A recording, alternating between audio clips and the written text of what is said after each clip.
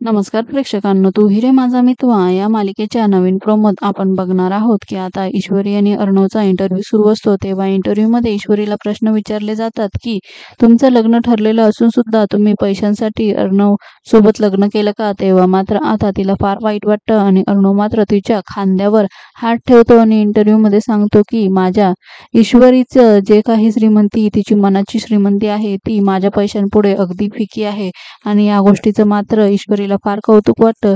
त्यानंतर मात्र आता ती अर्षद बघते आणि जिकडे तिकडे मात्र माझी ईश्वरी हेच तिला ऐकू येतं आणि ती आता अर्णवच्या प्रेमात पडत असते। मालिकेच्या अशाच नवनवीन भागांसाठी आपल्या चॅनलला नक्की लाईक करा, शेअर करा, सबस्क्राईब करा।